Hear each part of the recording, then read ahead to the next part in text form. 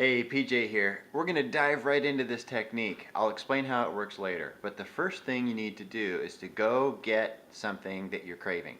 So whether it be something that you drink or whether it be something that you eat, doesn't matter. Pause this right now.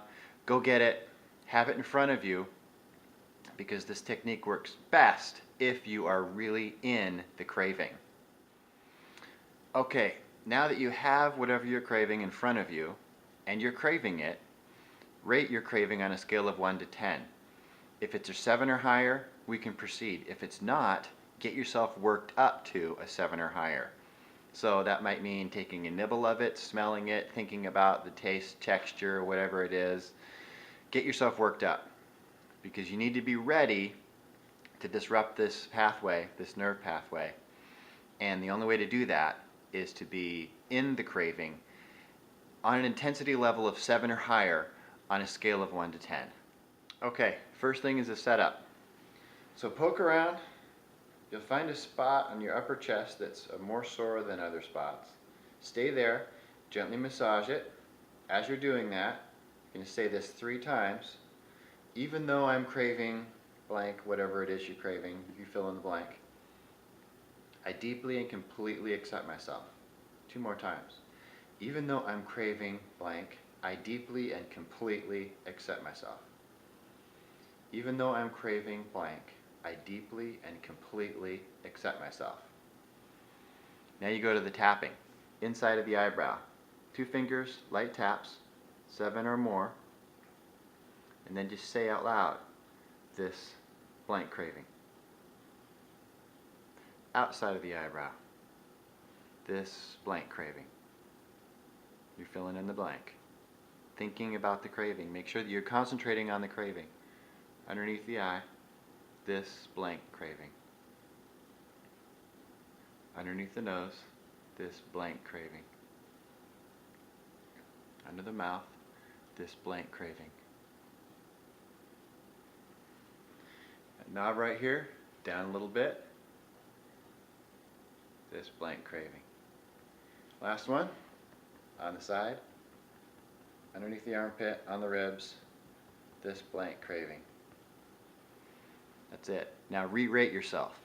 See if you're lower on the scale of 1 to 10. If you are, skip the setup. If you are not, then you need to go do the setup again. So you need to start here, find that spot, rub it again. I'm going to assume you've had some movement. Most people do. So we'll just go straight to the tapping again to get further movement down. This is assuming you've gone from a 7 or higher down to like a 3 to 6. If it's lower than that, if it's like a 0, 1, even 2, you're done. You worked. And but assuming it's 3 to 6, we're going to go on, do another round of tapping. Remaining craving. Thinking about the craving. Remaining craving. Thinking about the craving. Remaining craving. Concentrating on the craving. Remaining craving. Remaining craving. Remaining craving. Remaining craving. Re-rate it, see if you had more movement.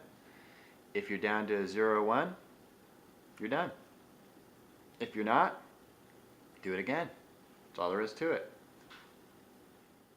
Pretty easy, huh? Pretty cool too. So if it worked, great. If you want to know how it worked and why it worked, then keep watching this video. Some people don't care, so you can turn it off. It's short as that. Come back and access it when you want and re-practice it when you need to. So what I just showed you I learned from Gary Craig's materials, and he's the guy that really popularized this whole technique. He came up with that shortcut. There are other practitioners out there who do other tapping points. They're effective too. Tapping.com is a wonderful site. That's geared a little bit more towards emotions, especially depression. This technique is great for that as well. In fact, I have tapped away most of my cravings, so I don't really have any anymore that I need to work on. But every time I'm feeling anger or sadness or an emotion that I want to disrupt, I can do it with this. And because I've been doing this for years now, all it takes is a few seconds at a stoplight and then I'm good to go.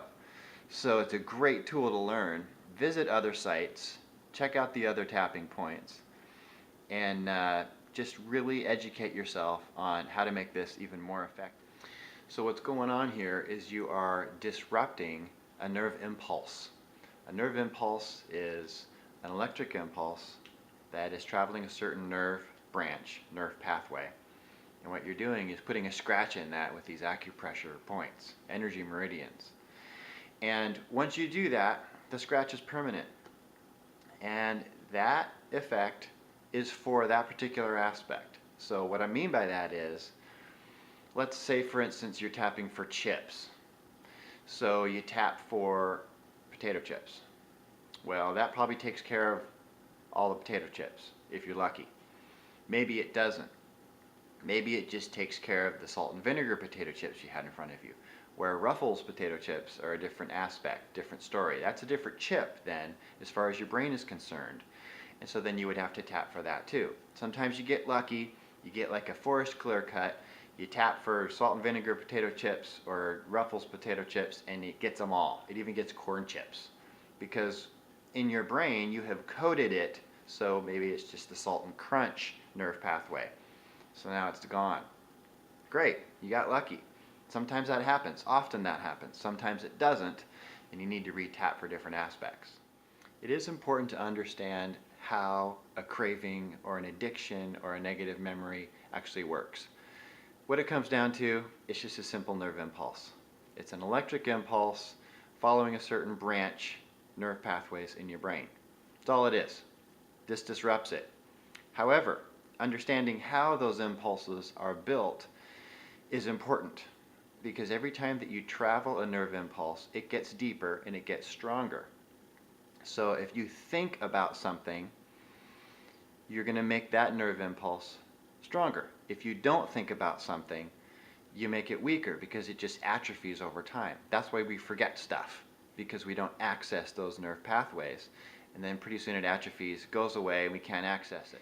So when you're thinking about cravings and things that you might be addicted to, certain foods, you are actually making that nerve pathway stronger and the addiction worse, whether you're eating it or not. In fact, the brain doesn't really know whether you're eating it or whether you're thinking about it. It's the same nerve pathway. So as far as the brain's concerned, it's the same thing. You think about something twice, then you eat it twice. That day, you've traveled that nerve pathway 4 times. So the important thing to know about this is you can make an addiction worse or a craving worse by not having it if you're always thinking about it. And this is the fundamental reason that people yo-yo diet, because after their diet is over, their craving is much worse than before they went on the diet, because they're saying, okay, no more blank, let's say chocolate. And when they're on the diet, they're thinking about chocolate 40, 50 times a day. As far as the brain's concerned, they just ate chocolate 40, 50 times a day. It's the same pathway. So then when they go off the diet, it's way worse, and then they go binge. Whereas before the diet, they were thinking about it a couple times and eating it a couple times. So the brain was traveling that nerve pathway only 4 times. This is why it can get worse just by thinking about it. So when you disrupt it with this technique, you can't access it. You can't think about it. Over time, it atrophies. It just goes away. It's important to be thinking about the craving and concentrating on the craving and trying to crave as much as you can while you're doing this technique. This isn't a distraction technique.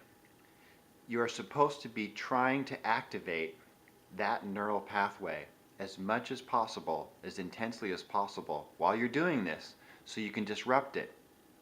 Because while you're doing this tapping, it is focusing on whatever is your dominant pathway at the time.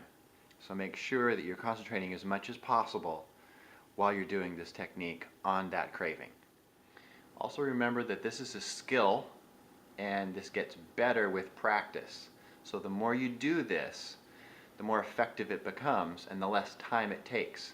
So after a while, you'll be tapping stuff at a stoplight and you'll be going from a 9 to a 1 in one try. Other times, for deeply rooted addictions or deeply rooted cravings, it's a different story. They need to tap a little bit more. But when you're better at it, no matter what, it takes less time. I would recommend doing this every single day for something. So whether it's a craving or an emotion, doesn't matter, just do it, because you get better at it the more that you do it. So why the setup? Simple. It's to line up your conscious brain with your subconscious brain. Your conscious brain is doing all the talking. Your subconscious brain is doing all the listening. So when you're lining it up, you're talking to the subconscious brain with emotion. And that's why it's important to say, I deeply and completely accept myself, as emphatically as possible, so the subconscious brain listens up. Because then when you start the tapping process, the subconscious brain is being worked on and literally rewired. And since the subconscious brain is really the boss of you, it's most important to be programming and rewiring that subconscious brain. Most of your negative emotions, negative past memories, and cravings are in fact housed in your subconscious brain. So that's why it's important to be reprogramming and rewiring that part of your brain. Some of them are in your conscious brain as well, so this technique works also on your conscious brain. It doesn't really matter whether it's the conscious or subconscious. It's still just a nerve impulse, an electric impulse traveling a certain nerve pathway, and you're disrupting it with this technique. So either way, it's going to work great. So a little more on the tapping points. Inside of the eyebrow, doesn't matter which side. Can be here, can be here. Doesn't matter which hand. Here, here. You can even mix it up. Inside of this eyebrow, outside of that eyebrow. Doesn't really matter. What you will find is there are certain points that are more effective than others. So try both sides, try them around, and mix it up. I know a woman who does not do well when she does on her left side with her left hand, but it works very effectively on her right side with the right hand. Different. Somebody else might be opposite. Experiment, try it out, different points. Here's the first one, inside of the eyebrow. Next one, outside of the eyebrow. Underneath the eye. Underneath the nose. Right under the mouth, above the chin. There it is. Knob, down a rib, between those top two ribs. And then on your side. So now we're just going to go quick through if it's an emotion. So I'm going to pick sadness. Think about the sadness. Give it a label. It doesn't have to be called just sadness, a general term. It could be this blank specific sadness. So here's how this works. Start with the setup. Even though I'm feeling this blank sadness, I deeply and completely accept myself. Even though I'm feeling this blank sadness, I deeply and completely accept myself. Even though I'm feeling this blank sadness, I deeply and completely accept myself. This sadness. This sadness. This sadness. This sadness. This sadness. This sadness. This sadness. Re-rate it. See if it dropped at all in your scale of 1 to 10. If it did, great. If you're down at 0, 1, it's cured, then fine. If not, you're a little bit higher than that, go straight to the tapping. If you didn't have any movement, start with the setup. Go through that again.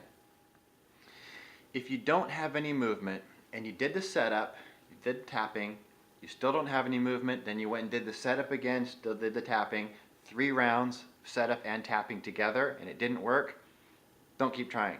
I mean, you can if you want, but personally, I got better things to do. It's probably not working in that particular day. Maybe it'll work better another day. You could be just in a room with interference, maybe noises, distractions, Even electromagnetic interference can be an issue with this technique. So try it somewhere else some other time, or research one of the other techniques. There are other tapping points, other websites that I already mentioned, like tapping.com, more advanced techniques, and look up other people's videos, some or more of my videos, and you can find other ways to get through those things so you actually have some movement. Thanks for watching. Check back on this channel, XGym, on YouTube, or go to xgym.com to learn about more brain training techniques, nutritional practices, exercise techniques that'll just blow you away, and more.